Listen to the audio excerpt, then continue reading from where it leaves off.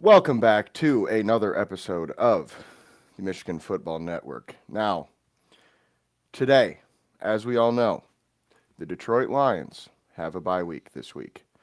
So it's a very unfortunate time of the year for us Lions fans, as it's the first week of the season we don't get to see our team play on, I would say Sunday, but we've played on every day, it seems like, so far this year already. But with that being said, let's go ahead and just get right into the keys, or the review, I should say, from Tampa Bay.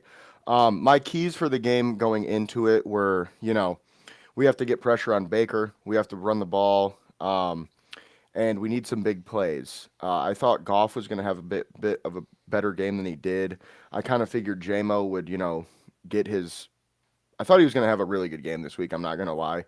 And then he turned around and, obviously had 0 receptions for 0 yards. So wasn't quite what I expected out of him there. I knew that the Tampa Bay, pass rush was pretty good, but we got out of there without, getting Goff hit too many times. So that was a positive for us. But I think we all kind of came into this game thinking it was going to be a shootout.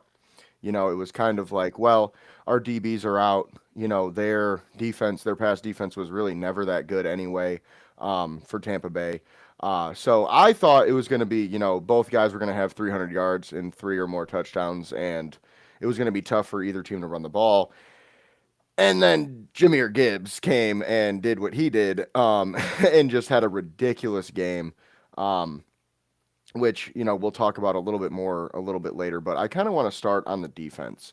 Um, I feel like that's kind of the talk of the game this week. Although Jameer had his big game, I do think the defense was a little bit, more surprising. We all know Jameer is a great running back, and he can do that against anybody.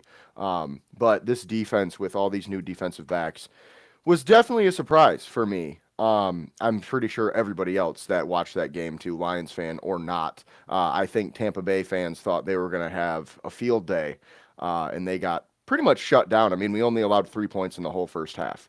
So our defense was stellar. Um, Nick Whiteside, Arthur Mollett, Amik Robertson, Eric Hallett, Thomas Harper, all played really well. As starters, and a couple of those guys were practice squad guys. So, like Nick Whiteside, Eric Hallett, and Thomas Harper. And Thomas Harper, I know everybody's talking about Nick Whiteside, and he had an amazing game, don't get me wrong. But Thomas Harper might have had even a better game, but he's kind of going under the radar, I think, just because, Whiteside had the PBUs and the big moments, and kind of made the big plays in terms of knocking the ball away, in the end zone and things like that. But I think even Eric Hallett as well, he really had a really underrated game, in my opinion. He was kind of everywhere. And that's really good for us to see out of our defensive backs. Um, Specifically because, that's a coaching thing. I think obviously these guys are hungry, they have the athletic ability and all that. But I think it's a coaching thing to be able to get these guys up to speed as fast as they have, and also understanding how to use these guys, and also Brad Holmes and the scouting for finding these guys in the first place. But with that being said, before we move on to our next point, what are your thoughts on how the new DBs played this week? I thought they played phenomenal, and as you mentioned, um, kind of out of nowhere. I mean, that's great. I went in with no expectations and was expecting probably less than nothing, and they kind of, at least for this one game, in a nutshell, they kind of didn't look like we were missing any starters. Like everyone just kind of filled in, next man up, and I know Tampa Bay's receiving core was also beat up a little bit. However, they still started the game with Abuka and Evans, and even before Evans went down with the unfortunate injury, he wasn't killing us. Like, I mean, so they far, far exceeded my expectations, and I didn't freeze, and I'm just trying to find the words because, like I said, I'm like I just wasn't expecting anything. These are guys that we watched in practice, and they were guys I was shaking my head at. And even when we like signed them to the practice squad, I'm like, why? Because I didn't see them make enough plays, in my opinion, in practice in the preseason. Um, but per usual, Brad Holmes is correct. These guys look great, and I know you started the show off, and I do understand the disappointment that it is the bye week, but I love that we have the bye week right now. We are pretty banged up per usual, and rumor, I mean, I haven't seen anything official, but rumor has it we'll probably be getting at least a guy or two back after this bye week. So I know it sucks going a week without the Lions, but if that means we come back rested and I don't want to say stronger than ever, but healthier than we have been the past month, it's a necessary evil. Yeah, for sure. I definitely can't disagree about that. Years past, it seems like the Lions have kind of gotten screwed over in terms of when their bye week was. But this year, it seems like it's kind of in the perfect spot. Um, Obviously, we probably won't get guys like DJ Reed back by the week 9 game, but I do think we're going to have guys like Terry Arnold back, which is a big, big pickup for us. And obviously, we already got Ali McNeil back, so having a bye week after he's come back for his first game is even better for him as well. So definitely cannot disagree with that. And then the last thing I wanted to say about the DBs before we moved on is Nick Whiteside honestly is one of those guys too that kind of stood out in training camp. He was one of those guys that like when we went to the training camp, he Hmm. was one of the guys that I saw and I was like, okay, he looks pretty damn good. I didn't even know who he was. I just knew him by the jersey number. I think it was 38 at that time, or maybe it was in his 40s. I can't remember uh, exactly what jersey number he had on. But this was like the second week of training camp or whatever, so it was pretty early on to the process. I know he wears number 38 now. But I don't know if he had it on at that point. But either way, he was one of those guys that I remember talking about actually after we went to the training camp.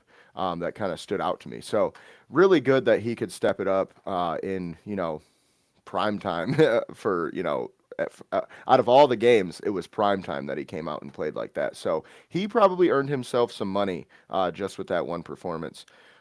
Now moving on to the defensive line.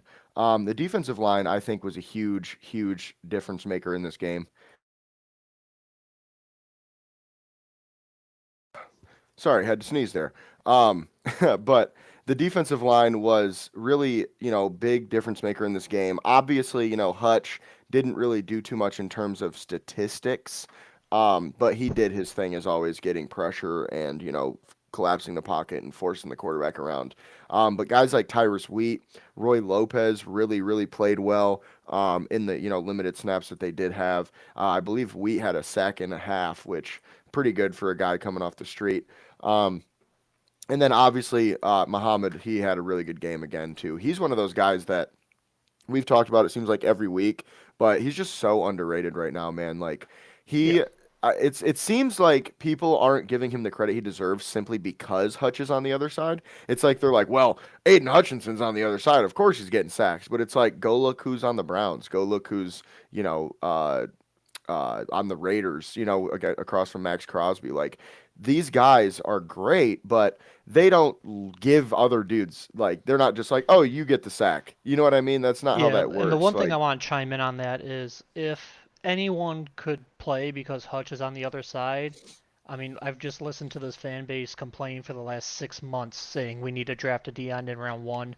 We have to go out and trade for Miles Garrett or the next, hmm for someone on the other side of Hutch, which don't get me wrong, I was on that train because why the hell would you not want to add Miles Garrett? But, um, yeah, like, I don't think you can say now that, oh, well, of course the person on the other side of Hutch gets sacks because Hutch takes so much attention, and then a few months ago you're like, why the hell is he not addressing the D line? yeah, So, exactly. And like we've talked about a lot, that's kind of the duality that we have in this fan base is there's a lot of, for lack of a better way to say it, just space cadets in this fan base that are just kind of seems like they just go with the flow of whatever everybody else is saying, and they might, contradict themselves all the time, but that's okay because they don't really have their own opinion. Unfortunately, they just watch ESPN and Stephen A. Smith and regurgitate what those guys say. Um, but they but watch us and regurgitate what we say. right, the real stuff. Um, Actually, kind of sidebar. I saw something the other day. I think it was Centel that posted it, and it was like Stephen A. Smith has been fired, and everybody was, quote tweeting it and being like, "They haven't been wrong before, So hopefully they're right this time too, because that would be beautiful, a beautiful Yeah, day in not a America. fan of his. I was always confused whenever I read like, oh, he's like ESPN's highest paid person, and I'm like, whatever, make your money, man. But I don't see it. I mean, to be fair, he's really the only one we've ever talked about, and we've talked about him a handful of times. So it's bad as it is. He's very polarizing, which then makes it to where he is, I guess, worth discussing. So then it makes them more money, which is kind of fucked, but it is what it is. I guess that's just Yeah, I'll how say fair that point. I've business mentioned works. Skip Bayless a few times, and I Valid. don't really support almost anything he says. So, Yep. It's um, it's usually the people, that are the most insane that get talked about the most. So I'm not surprised that Skip it Bayless and gives me an Stephen A. Smith idea. are those two. Uh, Right? Just act fucking nuts on here and say whatever, and we might explode. We'll see. mm. Um no, but we could honestly, this might sound crazy, but if Stephen A. Smith wanted to come on the show, I don't know if I would want him to come on the show just because like I wouldn't even be able to have a conversation with him. I would just laugh the whole time. Like honestly, with how his like mannerisms are and everything, I would just be like I couldn't take it serious, you know what I He'd mean? say one stupid thing, and I'll just yell, "Stay off the weed!" Right? Like, True. No, but back to the review versus Tampa Bay. Where were we? D line. So the guys who came in for depth played really well. Obviously, Aleem McNeil we mentioned a little bit with his first game back was just destructive. Like that dude made a huge difference for us. Um, and we'll talk about this a little bit later in depth, but there's a lot of rumors right now that the Lions are interested in adding edge help. With McNeil coming back, I don't really know if we need it because once Davenport comes back, we're kind of deep there. But we'll go into that a little bit later because there are some names that I think do make some sense, and we'll kind of do a little bit of a deep dive there. Um, with that being said, though, obviously Tyleik Williams, DJ Reader both had really good games as well. Our D line really just dominated this game entirely, in my opinion. And then linebacker wise, obviously Jack Campbell had a really good game. Anzalone had a pretty good game as well. Derek Barnes had a great game. Defensively, it was just an all around great, great performance. You really can't ask for too much more than what they did. I mean, they held Baker to 228 yards, one touchdown, and one interception on 50 attempts. He was 28 for 50. So a little over 50% passing completion. And then the Tampa Bay Buccaneers had only 41 rushing yards, which is just insane. I wrote an article about that specific statistic because it was the first time that they had rushed for less than 50 yards in quite a long time. So the Lions really, really did a number on them up front in the pass game and the run game. Um, but point being that the Lions just completely dominated, and obviously Bucky Irving wasn't in the game, so that kind of has something to do with it. But I mean, Rashad White was a starting running back for them for a few years, so it's not like he's some guy they got off the street. He's a pretty good running back, and they have a we very nice kept him. tandem over there. Yeah, for sure. And I feel like they have a good O line too. So the fact that we kind of dominated them up front is a really, really good sign for us. Before we move on to the offensive side of the ball, is there anything you want to add before we move on? Talking about the defense, just in general, kind of like you mentioned, I just want to elaborate slash put it in my words slash um, look at it through my eyes, so to speak. Obviously, like you said, we dominated them. I thought it was going to be a shootout. I thought this had all the makings of like a 45-42 game, and we held them under 10 points with all four defensive backs out, starting defensive backs, and our starting other D end out. Like, don't get me wrong, I realize Muhammad's been playing all year long, but if everyone on this team was healthy, Davenport's our starter. Like that just is what it is. So we had 5 of our 11 defensive starters out and held without looking at the numbers, I'm guessing they were a top 5 offense, um, to 9 points. So I mean, I can't say enough good things about that. I know we had a ton of defensive injuries last year, and we still went 15-2, and we still did our thing. But I feel like eventually it had to have um, be that final straw that broke the camel's back, so to speak. And I thought that was going to be this week, at least in terms of um, looking like a slightly worse defense just because of the injuries. But as I mentioned in the first segment, those guys filled in so well. And we gave props to the corners. I can't even tell you off the top of my head who our second safety was. I know Rock Yassin was playing some safety for us, and like I said, off the top of my head, I don't even know who was our other safety on the other side because it was Hallett and Whiteside as corners, and then Rock Yassin as one of the safeties. I'm spacing on the fourth D back. Um, So Hallett was playing safety and corner, mostly safety though, and then we oh, had okay. Thomas Harper was playing safety, and then Mollett was playing corner as well. Okay, so when I saw Harper all over the okay. So yeah, I mean, I hate to say they're not names, but I mean when you're comparing them to who they're replacing DJ Reed, they're replacing first round pick, however you feel about them, Terry and Arnold. They're replacing the top duo safety duo in the NFL with Kirby and Branch, and they not only held their own, they kind of shut things down. And as you mentioned also, getting a Lee McNeil back was huge. But I thought it was going to take at least a game or two, get his feet wet. You know, he missed a lot of football. It looks like he never got hurt.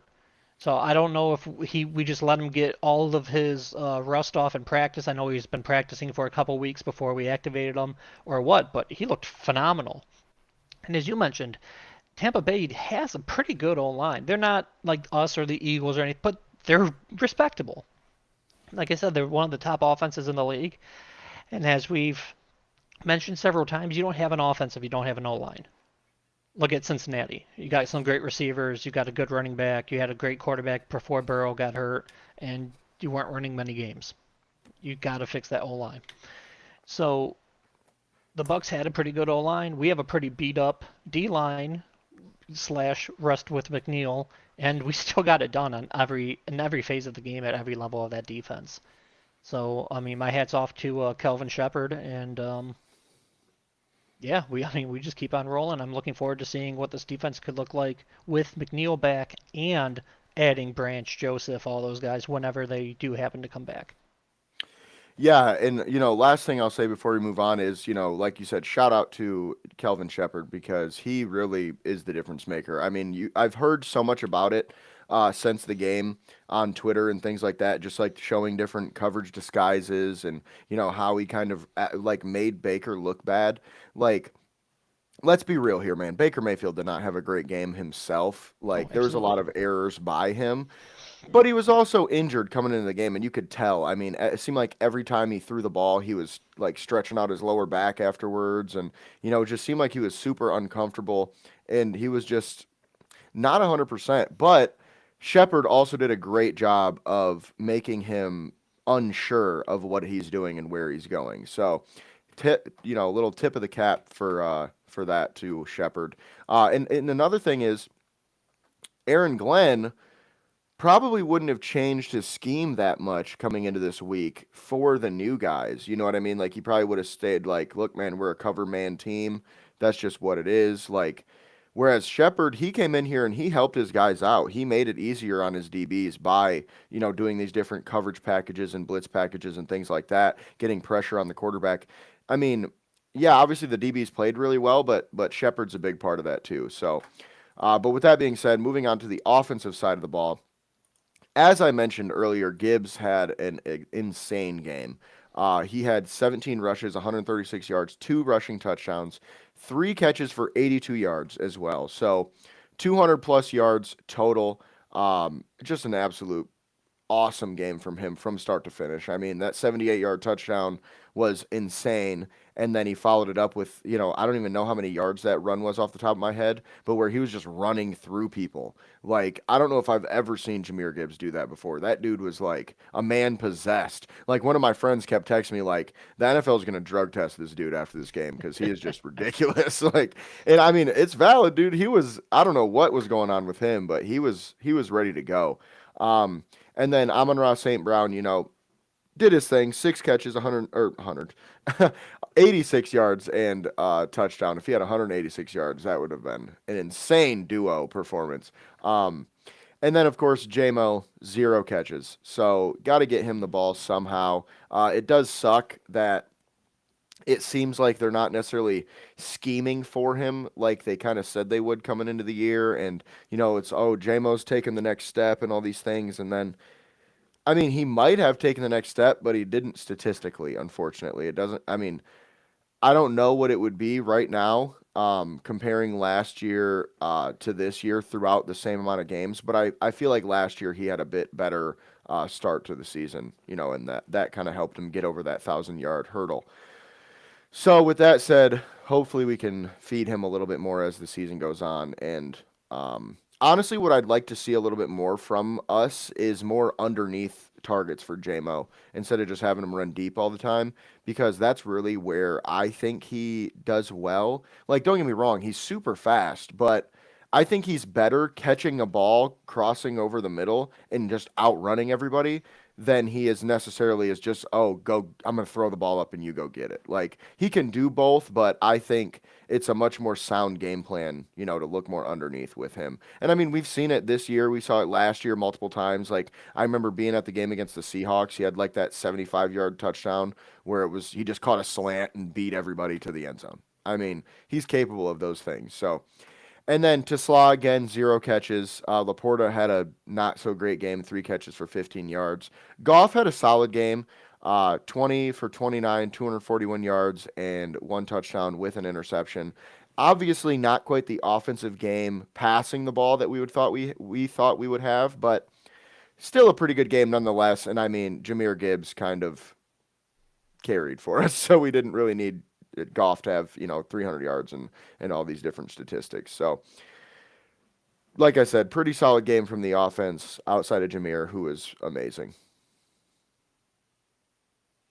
Yeah, I agree. And I'm trying to find the stats on the first 7 games of last year for JMO, but statistically speaking, he is underwhelming so far this year. But I also can kind of see, how do I want to put this?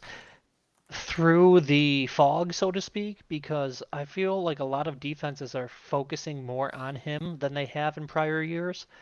And I've seen some, uh, I don't technically want to say all 22, but zoomed out footage. I'll Hmm. just say all 22. And he's taking like his corner plus the safety deep, and then we just hit, either Gibbs, St. Brown, Laporta, someone underneath, and we're just kind of taking what the defense gives us. And it's on one hand responsible just because Goff isn't trying to force it downfield to double coverage, but on the other hand, as you've said, we need to figure out, even if he's the one going on the slants and the shorter routes, he's too good with the ball to not get him the ball. Hmm. And I will say he did have that one reception for about, I want to say it was like 18 yards against Tampa, but it was called back due to a penalty. So they did target him at least once. Unfortunately, it didn't stick. And then, I mean, I've know we have tried end arounds and stuff like that with him. Just put the ball in his hands, let him make a play. And sometimes they work, sometimes they don't. Unfortunately, I Hmm. thought we might have seen one this week because he had a very good one against Tampa in the playoffs 2 years ago. But ultimately, we did not go that route on offense this week. But with that being said, I'm not upset by that. Our offense was rolling. Um, I'm not going to complain when we win, especially in a dominating fashion like that, because we left some points on the board. Bates missed a kick. Um, which no, I've seen some people saying like, is it time to have that conversation about Bates? I don't think so. I will admit, you got to nudge him a little bit and be like, hey, get your shit together. But we're not talking about replacing him by any means. Come on, guys. Um, but yeah, other than trying to get JMO going a little more, as you said, Goff, I mean, completely went off. And then I wanted to look up because I don't have the stats. I do have the stats in front of me. What did Montgomery do? Not much. Yeah, I 13 didn't carries for have a 21. yeah. 1.6 yards a carry For comparison, Gibbs averaged 8 yards a carry. Obviously, a little slanted with the 78-yard touchdown, but um, and actually, that's one other thing I wanted to talk about. Of course, the big play's fun and exciting and impressive, yada yada yada. I was actually more impressed with his second touchdown. I want to say it was 3 or 4 yards out because he was clogged at like the two, and he had to spin off of that linebacker and then jump into the end zone. So it's I feel like that first long touchdown was more on the offensive line. Kind of gave him a hole, and he just used his natural ability and speed just to outrun everyone, which is great. But on the second one, he had to really be more of that football player than that athlete, so to speak, and make the Hmm. play. And he's just very impressive. As you mentioned, they'll probably drug test him, maybe even more than once. It comes back clean. They're like test him again, and then but yeah, he's just something special, man. Yeah, for sure. Jameer is definitely one of those ones. But so I found the Jamison Williams statistics, and it's Okay. kind of fucking insane, dude. Honestly, I did not expect this. Okay, so this season, Jamison Williams, 17 catches, 289 yards, and two touchdowns. Okay. Last year, weeks 1 through 7, 22 catches, 452 yards, and three touchdowns. So he doubled last year what he's doing this year, but wait for it, it gets better. So in 2023, you remember he was suspended the first two games of the season, right? Yeah, that was the gambling. So weeks 3 through 9 of the 2023 season, he had 576 total yards, 32 receptions, five touchdowns. So he's having his worst season of his career so far right now, statistically. Not a great sign. That's kind of crazy, in my opinion. Like his first year back, when he was having a lot of issues dropping the ball, and it seemed like we weren't targeting him, and everybody was bitching because we weren't targeting him a lot. It's even better. Like it's double the statistics from this season, which is just insane to me.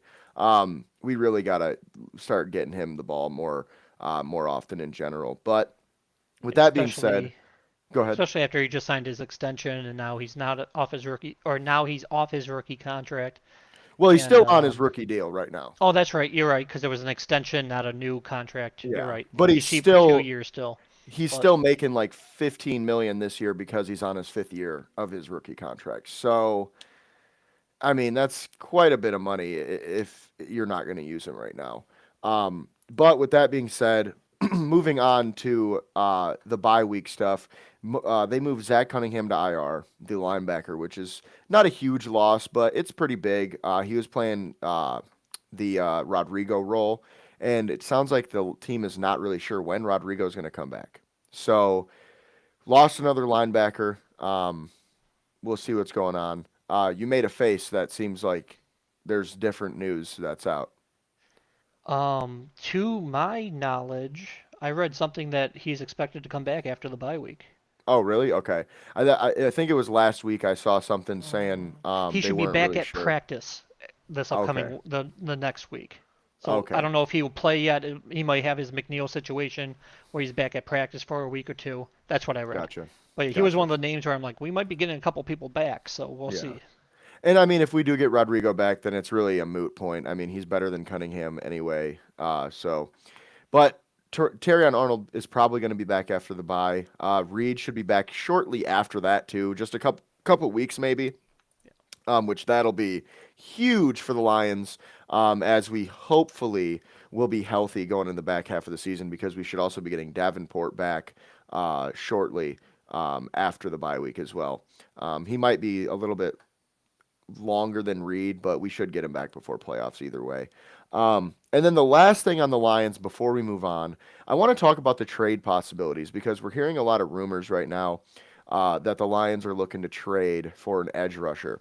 Which, we kind of talked about it a little bit before with Aleem McNeil coming back. Maybe we don't necessarily want to go ahead and make a big splash for an edge rusher, which I don't think we ever really wanted to do that anyway. I think if we did, Brad Holmes would have done it. But I do think there's a handful of guys that could be had. And I actually wrote an article about this pretty recently. So go check that out at MichiganFootballNetwork.com. Six edge rushers that the Lions could actually trade for. I didn't put on anybody on this list like Miles Garrett or TJ Watt or anything crazy like that because that's just not going to happen. Even Trey Hendrickson, that's not going to happen, okay? But there's a list of names that could be realistic options for the Lions that won't break the bank financially or in terms of capital, draft picks and stuff like that that we have to give up. So I'll just go through a quick synopsis of each of these players so that I don't, ruin the article for you. So you can still go check that out and get all the more in-depth stuff. But first up is Jalen Phillips, the edge rusher from Miami. Um, in my opinion, I don't know if this guy really fits what we're looking for necessarily. He is a pure pass rusher. He's not really a run stopper by any means, and he's also more of a finesse guy. And it seems like, our defense likes more power rushers, more strong run stoppers on the edge to kind of collapse the pocket and keep the quarterback in rather than just getting off and going to get a sack. But I don't think that rules out the possibility that we would trade for a guy like Jalen Phillips simply because, man, look, he's only 26 years old.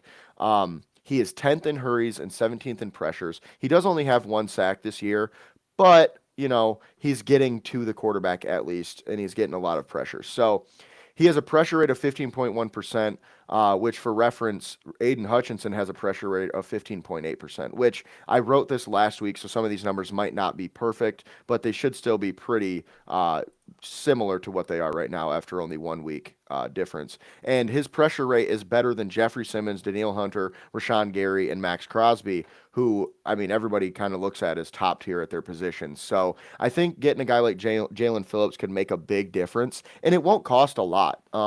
It should only cost like a fourth round pick at most. I think we could even get a sixth round pick back in that deal, which would be obviously ideal to get more capital back. But the Dolphins are just selling. And Phillips is in the last year of his contract. Obviously, he's a young guy, but he's not really as good of a player as he is. He's not a guy you go spend $25 million a year on. And that's what Miami would have to do to keep him, I think. So I think the Lions could definitely go get a guy like that. Um, Now, he is getting paid this year. I think he's getting like 15 million or something along those lines. But we can absorb that this season and not really have to worry about it too much. But I do think he would be one of the more ideal candidates in terms of trade for the capital that he gives up, and I think he fits alongside Hutch simply because we also have Davenport, man. And once Davenport comes back, there's our run stopper, there's our edge setter. Then we can use Phillips to be more of our pass rush guy, and then we have a really, really nice D line all the way across, all the depth. Muhammad, Davenport, Hutch, you know, Phillips, Aleem, Reeder, all these guys that we've talked about already. So Tyreek. I think, yeah, exactly. This would be a huge addition, I think, that wouldn't break the bank. But what are your thoughts on adding Jalen Phillips via trade? Um, I haven't been paying too much attention to his statistics, so I'm glad you brought those up. I have heard his name linked to us a fair amount, and with him having less than a 1% pressure rate difference than Hutch, I mean, hell, if we can get that for a fourth, I think that's a no-brainer, especially with this contract being affordable, I would say. And, it's a light-hearted, go all in kind of move. We're not trading away a first or a second or anything like that. And at the same time, we are getting help now, today, this year. And if he performs well, we could potentially re-sign him. And if he doesn't, or if it does, it could be like a Zadarius Smith situation where we have him for that half of a year, and then he goes on and does whatever else. But it's in my opinion a good middle ground if it will only take a fourth for him, um or even I don't know, like fifth, sixth pick swap, whatever. They can figure that out. Brad knows 20 times more than that than I do, more than 20. But yeah, like I wouldn't mind him. I've also seen Arden Key's name getting tossed around, linked to us, and I don't know if Yeah, he was one of I those guys I was definitely going to bring up as well. I don't know if he's someone I want. I mean, I wouldn't mind him, but I don't know if he's someone I want or if he's someone that's being just forced on us. I think this is the third or fourth year that his name's come up linked to us in either free agency or trade. Because if I'm not mistaken, it was either this offseason or last offseason we brought him in for a free agent workout and we did not sign him. So I don't know why per se we would trade for him if we didn't want to sign him for just the money, but that's another name I've seen more commonly linked to us. Yeah, and I guess that'll give us a good segue into the next person, which is Arden Key. He is I kind of get what you're saying, but I also think it was more Arden Key chose Tennessee over us because they were willing to pay him a little bit more rather than us just not really wanting him. Fair Because enough. he's on his last year of his deal right now too. And Arden Key, which is it's funny that you brought him up. I was actually going to talk about him last because I think he's the one I want the most in terms of just like cost. Because, dude, we could probably get him for a sixth round pick or a seventh round pick at this point. I mean, he is not. I hate to say this because it makes it sound like he's a bad player, but he's just not been productive this season. Unfortunately, like he had a pretty good couple years before this season, but this year he's just not doing that great. He's 29 years old. He's due a little under $10 million a year. But he's in the final year of his deal. So it would definitely be a rental. He only has a sack and a half right now, five pressures, and a pressure rate of 5.2%. So he is really not a difference maker necessarily. However, we also have to put into context who he's playing with. I mean, think about it. Who does Tennessee have on their D line other than Simmons? I was gonna say Simmons, but you said other than, so I don't know. Exactly. I mean, they have uh oh shoot. I am spacing on his name. He They is a don't have Landry young. anymore, right? No, they don't. He went to Yeah. New England. Okay, The yeah. young defensive tackle that's next to Simmons, Tavondre Sweat. That's who I'm thinking of. Pretty solid player, but he's not a great Is pass is he rusher. is that the rookie from Texas? Yeah, Okay, okay. second year player now, but yes, Okay, uh, okay. young guy. But I knew um, about him in the draft realm, but I'm just like I yeah, couldn't remember what team drafted him. he's a pretty solid player, but he's not like a true pass rusher by any means.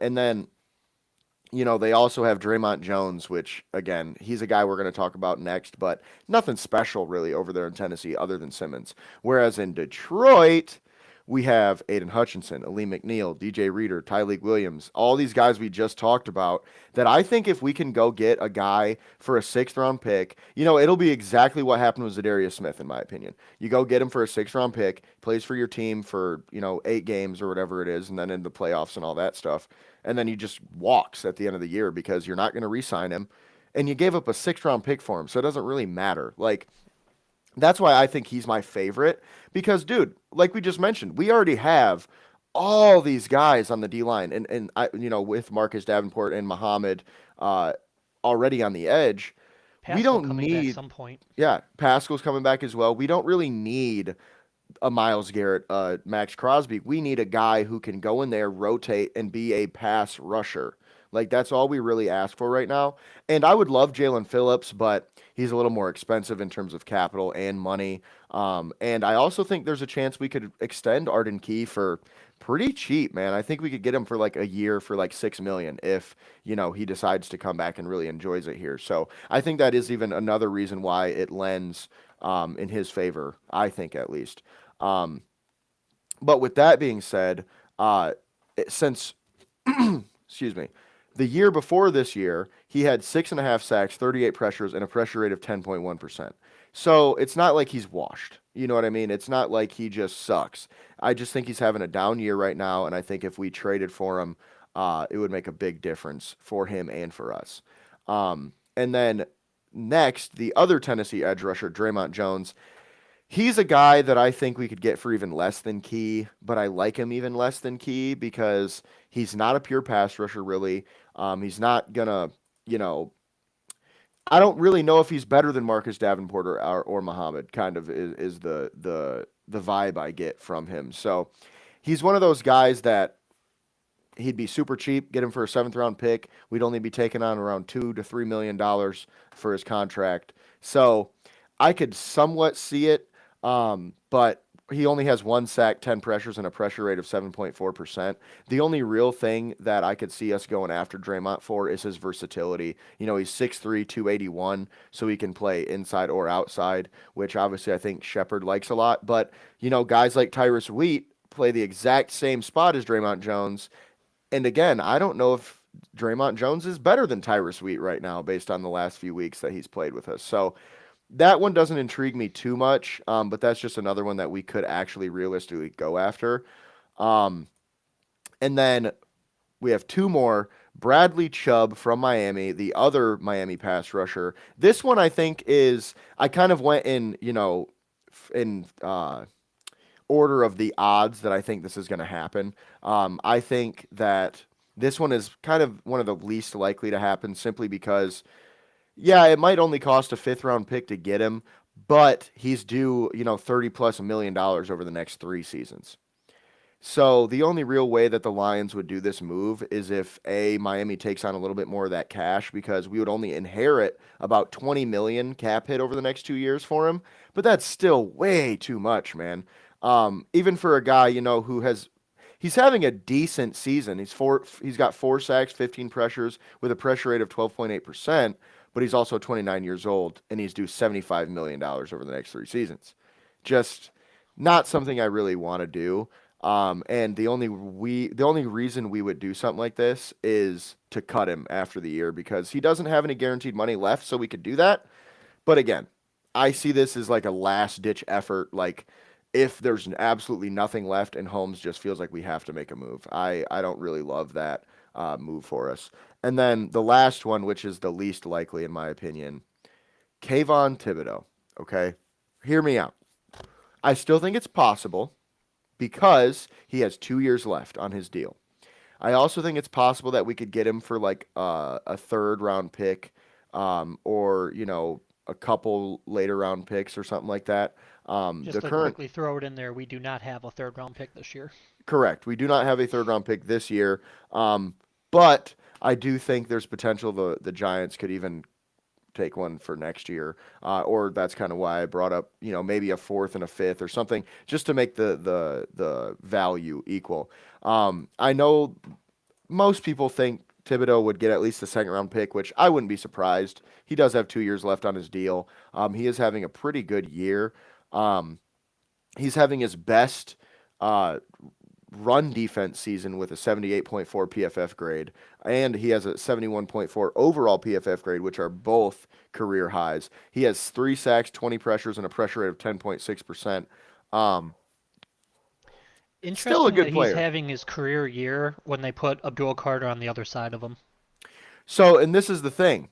Technically, he is rotating in this year because Arden Key, Abdul Carter and Brian Burns play majority of the snaps. I mean, actually, the first few weeks they were playing Abdul Carter at linebacker. Crazy enough. So, I mean, I think his thing, I don't, not to discount your point, but I think Kayvon's thing is he's just kind of figuring it out this year versus because he's got someone good across from him because he's had Brian Burns for the last 2 seasons, who is pretty damn good. But I think the difference is Kayvon has put the work in to become a better run defender because that was his knock. I mean, coming out of college, Yeah, we absolutely. all thought that like his run defense was just terrible. I mean, in college, let me rephrase that. It wasn't terrible. Wasn't great though. Like there was It was many pretty times. bad. Yeah, it was a lot of effort too, just like effort stuff. Like he just wasn't giving it as all when he should have been.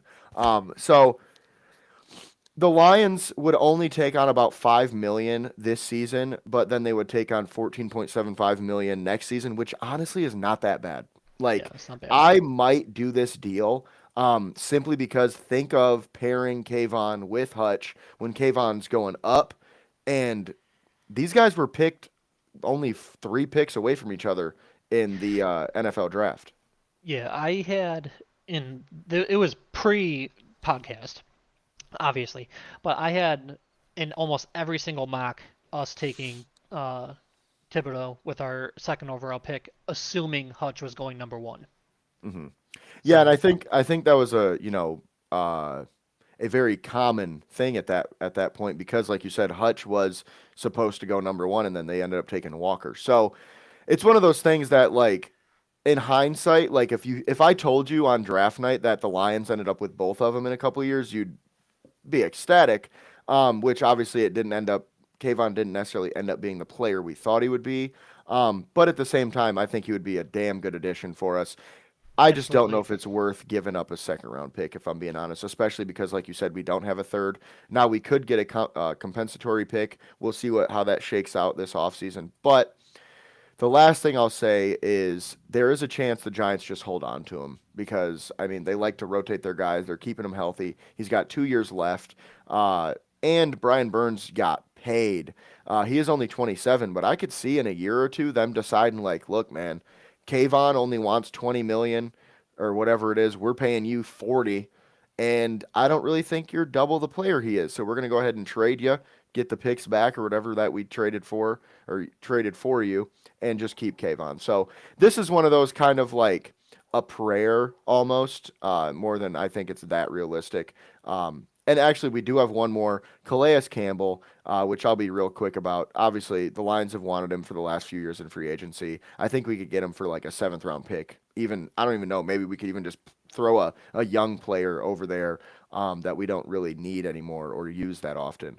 Um, and obviously, he's not a true edge rusher or anything like that, but he embodies what we want. He can play the closed end on the other side of Hutch. So I think this is one of those that's like, if we can't get anybody else and we know he fits here culturally and, he fits Yeah. here schematically, I don't see why we wouldn't do it, especially because, we've been interested in him in the past. So, Yeah, he might be my number one target just because he is a vet. He is a known high character guy. He is a um I'll just say a well-rounded player. Like obviously he's not in his prime anymore, but at least I didn't look up his numbers this year, but at least in the past he's been very stout against the run and pass. Like he's just a plug and play guy that you know what you're getting. Like to me it's a no-brainer and I was thinking maybe a sixth, but I mean, hell, I'll take a seventh if that's all it takes. But yeah, out of the guys you named in terms of bang for your buck, I think he might be the number one on my list. yeah, and he's probably pretty high up there for me too. The only reason I think I would rather have Key is simply because he adds the pass rush. Whereas Calais is more of a run stopper, but he can rush the passer. This year he has a PFF grade of 74.7, 3 sacks, 13 pressures, and a pressure rate of 9.9%, and he's only due $3 million. So it would be nothing for us to make that move. And honestly, I think that one might be the most realistic for a plethora of reasons. But with that being said, we'll see. I don't really know if the Lions are even going to make a move, if I'm being honest with you. I know that we have talked about it many times, and I know it's rumored, but I just don't know. My ideal scenario is we get both. Call me crazy, but I would trade a sixth for Arden Key and a seventh for Calais Campbell right now, get them both, and just have an insanely deep defensive line, because then you could add some of those guys back to the practice squad that have been, playing for us these last few weeks and just have such good depth that you can literally do whatever you want on the defensive front. Um, and again, giving up a seventh and a sixth is not that much for players of that caliber. So, with that being said, moving on to our NFL games of the week. Obviously, the Lions have a bye week, so there's no, preview or keys or anything for this week. So my first game of the week is Washington at Kansas City. For a plethora of reasons. Washington and Kansas City were coming into this season as two of the best teams in the NFL, and both of them have kind of sputtered.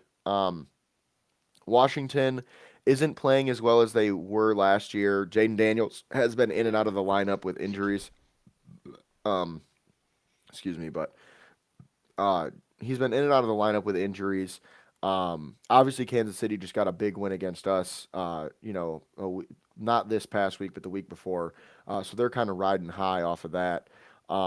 and I could see this going either way, honestly. But I think if Kansas City wins this game, they're just going to keep that train rolling like they have been, and continue to be one of the better teams in the NFL. However, if Washington wins this game, we might be having a different conversation about them because maybe they just had a rough few weeks to start the season. But I think it'll be a close one. I think it could go either way. And I think, especially because, cross my fingers, the Commanders should be healthy. Jaden Daniels, Terry McLaurin, and Debo Samuel have not really been healthy too many times together this season. So that's a big, big dip for them. Um, and then my second game of the week is Green Bay at Pittsburgh, which I think most people are going to pick this one as well because, I mean, it's Aaron Rodgers versus the Packers. And I saw a stat the other day. The Packers have not defeated the Steelers in Pittsburgh since 1970.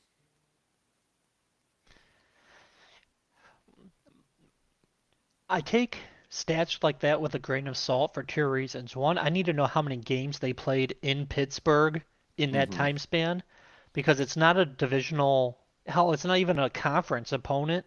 So that might only be like 6 games in that time span. So that sounds horrific, but I am curious on how many games were played in Pittsburgh for that stat to. 18.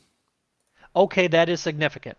I was saying, I'm like, if it's 6 or something, like, it's And fun to. actually, they've played one, two, three, 4 times in the last 10 years. Hmm.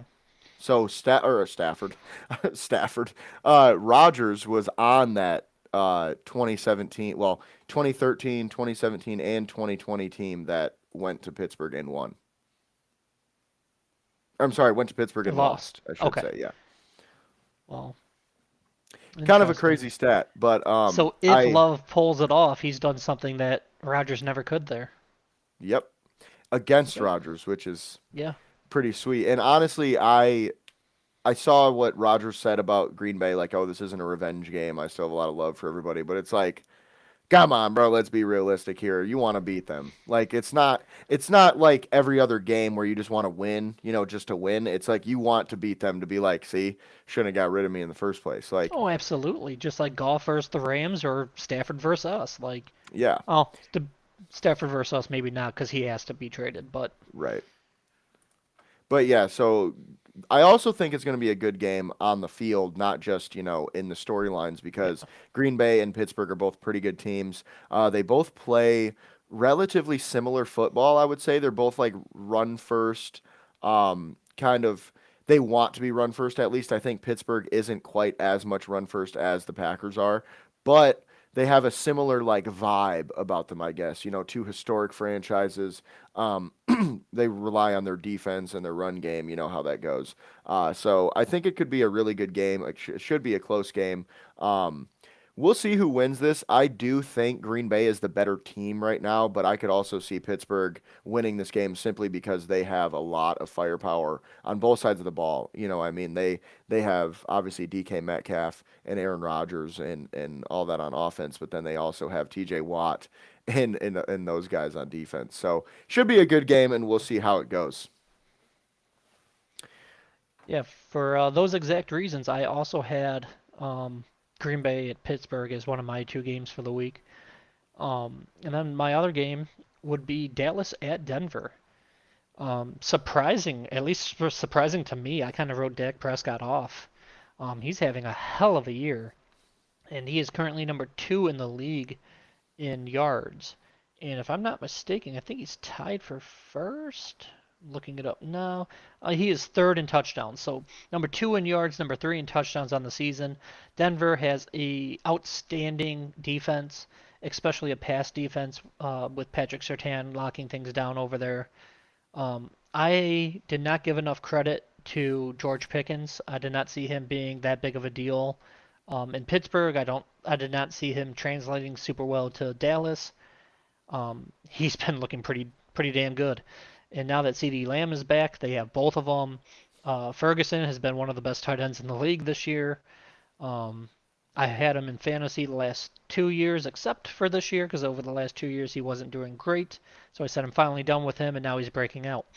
So So they have three legitimate receiving threats, and Denver just has a heck of a defense. So I feel like that game is going to be one that I think the people that know football will like kind of circle on the calendar, but I think the average Joes and Janes that just casually watch aren't as excited as that game as maybe they should be.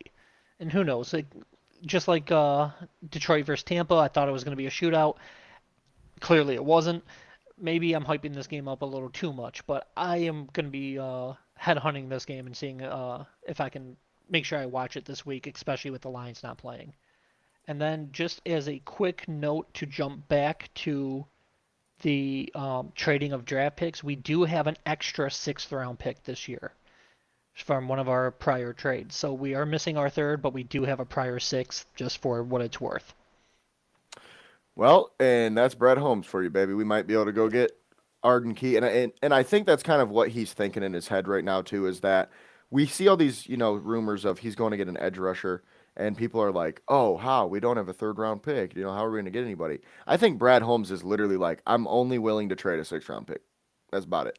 And if we don't get somebody, we don't, because we don't really need them. But if we do get somebody, we could go to a whole nother level on defense." So I kind of think that's his train of thought. But with that being said, we will move on to the final piece of the podcast. But before we do that, go ahead and check out Fanatics. The link is in the description. Buy anything that you would like, sports memorabilia, sports apparel. They always have really good deals. So click the link in the description and check them out. Um, but with that being said, it is rivalry week, baby. Michigan State in Lansing, which I'm a Michigan fan. I kind of hate playing in Lansing because I have PTSD. Because it seems like we always play worse when we're there. Outside of what was it? Not last year, the year before, when we just absolutely throttled them. Um, but I think it's going to be another one of those games where we just beat up on little brother. Um, Unfortunately for them, they are super dysfunctional. They just are not doing great this year. Um, but before we get too much into that, let's talk about the game against Washington from last week. Me and you both said it was going to be a tough game for Michigan. Washington coming in 5-1, really good offense. They can pass the ball, they can run the ball. Both kind of thought it was going to be a shootout. It wasn't. Ended in a Michigan dominant performance for the most part. Um, Defensively, specifically, we dominated. Three interceptions. We only allowed 7 points, 40 rush yards. And then, Derek Moore had two sacks himself as well. So, really good game defensively from us. And then, obviously, Underwood had a really good game too, 21 for 27, 230 yards, two touchdowns. Jordan Marshall had an insane game, 25 carries, 144 yards, and a touchdown. And then Marshall, the tight end, had a really good game as well with 5 catches, 71 yards, and a touchdown. So, really did not see this coming from Michigan this week. And it seems like they are as up and down as this season has been. Hopefully, they're just going to stay up this time because it's been, like I said, it's just been such an up and down season as a Michigan fan. And if we can kind of go into Michigan State and roll over them, I think we could be off to the races for the rest of the season. Because I just think it took a while for us to figure it out. New coaching staff, new quarterback, new everything, similar to how the Lions are this year. There's a lot of new going on in Michigan. So hopefully we figured it out, and hopefully we can go in there and dominate Michigan State like we should. That would be nice, and in fact, I would say, as a Michigan fan myself, mandatory. Um, it doesn't matter how bad our teams have been in the past. Last year we went 7-5, which is obviously below program expectations, but we still beat Michigan State and Ohio State. So it is key to at least try to win those rivalry games, if not more, preferably more. As you mentioned against Washington, we just kind of went off. I mean, we won by 17, like we both mentioned, and as you mentioned in your segment, we thought it was going to be a shootout. I did not see us holding Washington to only 7 points. I would have never in a million years guessed that. So I mean, A plus performance by that defense. Underwood looked much better. Um, he once again, I feel like I say the same thing every week, but it's true, so it is what it is. He has all the tools to be the next big thing in college football. He just has to put it together. He just has to get a little bit more touch on his pass, kind of basically just experience, read the defense a little better, everything that would just come with time. But in terms of like the arm strength, the running vision, the running speed, all that stuff, he has everything he needs to be the next um, Jaden Daniels or someone like that. So he's just got to get polished up, and I mean every week he's getting a little better and a little better. Last week he was against Washington, he was 21 for 27. So, I mean, I enjoyed the 230 passing yards, 2 touchdowns to 0 interceptions. But one thing I'm looking for him on more is completion percentage because every now and then he'll have that. Is it Troy Melton? Former Michigan Uh, quarterback. Now I think he's Dallas's backup. Um, I'm gonna quickly Google his name. I think it's Troy Melton. Troy Melton. I cannot. That name is not ringing a bell for some reason. Oh, that's a baseball pitcher. Well, give me one Oh, second. I'm like, I don't know who I that know his is. I know his He's a name Michigan is quarterback, and he's the former backup Michigan quarterback quarterback in. transferred to Oh, Joe Texas. Milton. Joe Milton. Milton. Okay. Okay, Milton, not Melton. Okay, Yeah. I'm like I know I'm not far off, but that doesn't sound right. But he is a classic example, kind of just also like Anthony Richardson for the Colts. Like you have all the tools. You're 6'4", you can throw the ball 100 yards, but it doesn't mean shit if you can't target your receiver and put it where he hmm needs it. And early on, Underwood was showing me a lot of that. And he is slowly, slow is even a relative term. Each week he's making steps. hmm And some weeks are bigger than others, but as long as he's learning and this is the new baseline, everything's going to be fine. So, in my opinion, going segueing the Washington into Michigan State, our key to success slash what we need to have happen to win is Underwood just being consistent. If we can get that, I don't think we have any problems.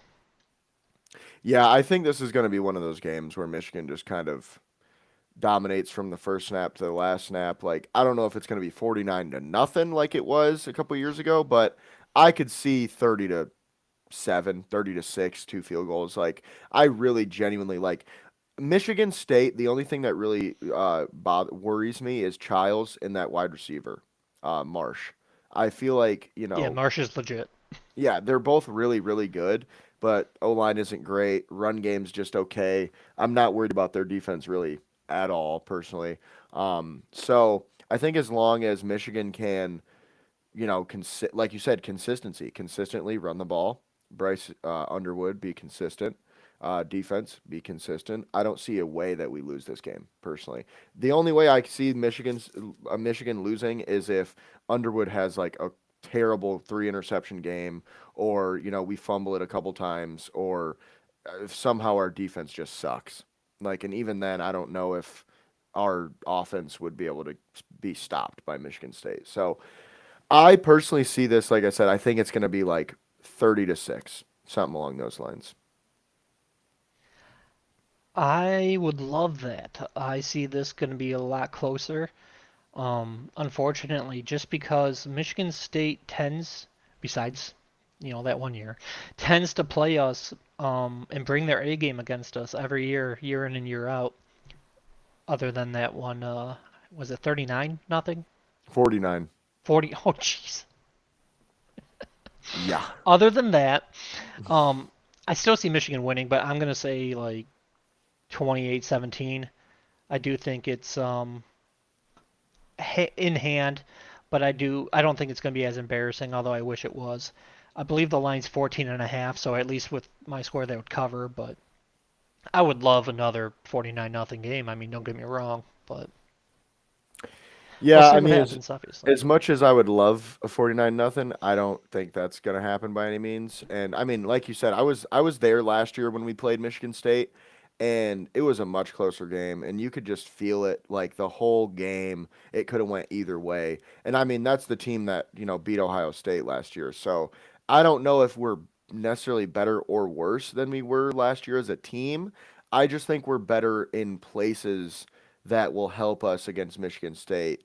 Uh, Better than they did last year. Whereas I also think we're we're in a worse spot in terms of Ohio State, which Oh, we'll talk yes. about in a few weeks. But the D lineman that we lost and all that, I think, was the real difference maker in that Ohio State game. Whereas I think having the better quarterback this year and the run game and all that will help us against Michigan State. Yeah, I'm not too excited for that Ohio State game, but we will talk about that when it comes to it. For Yep. now, we're awesome and they suck. And Yep. Yep.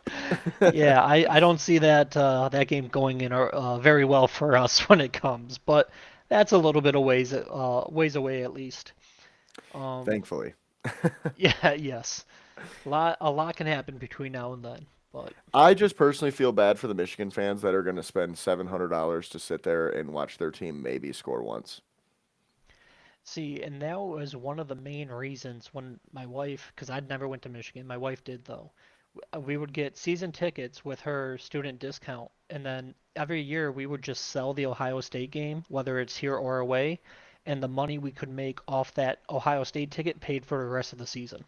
Hmm. So I got to watch Michigan State, Penn State, all the other games and stuff for free because the Ohio State ticket would cover the whole season ticket package. Yeah, that does not So, surprise me because one of my friends went to the Texas game last year, the opening game, and he spent like $600 a ticket. And they were decent tickets, but like to be at that game would have pissed me off. I'm not gonna lie. and that also unfortunately reminds me the last Michigan State game that I physically went to in person was the Trouble with the Snap game. I knew you were gonna So say that. one of these, oh my God, man, the vibe around campus after that was bordering on Armageddon. But Oh yeah. I mean, shoot, I remember I watched it at my grandparents' house with three of my friends, and two of them were Michigan State fans, and one of them was a Michigan fan. And the Michigan fan literally was like, before the punt even happened, he was like, I don't know, bro. Something's gonna happen. We're gonna lose. This shit's crazy. He was just like, that's I can feel it. And I'm like, hopefully not. And then it happened, and it was just I that's will what I never told forget that, honestly. that's what I told some random guy in the stands next to me because we were in the student section, and he was just like, "Oh man, this is so awesome!" Blah blah blah. And I'm like, I can't remember. There was like 10 seconds left or whatever. But I'm like, hey, until the clock has four zeros on it, you never know. So I Hmm. wasn't predicting something would happen. If in fact I thought it was in the bag, but I'm just like, I'm not gonna jinx it out loud. And Yeah. then sure enough, I'm like, son of a. Yeah, it's like honestly top five worst moments in my sports watching career. It's right up there with the Dallas Cowboys playoff game. Uh, Yep. I'll never forget. I can tell you exactly where I was, where I was sitting, what angle I was watching the TV. Like I'll never forget that shit. But with that being said, that is all we have for today. Obviously, we had a weird week this week with some unforeseen circumstances on Wednesday, but we got to you this week on a Friday. It is what it is, but we made it. Next week we'll be back Wednesday at 6 p.m. as always. But with that being said, check out Fanatics. The link is in the bio. We appreciate you guys for watching. You can find me at JSoSweet, James at Gullet_James, and both of us at MIFB Network and MichiganFootballNetwork.com. Once again, we appreciate you guys for watching.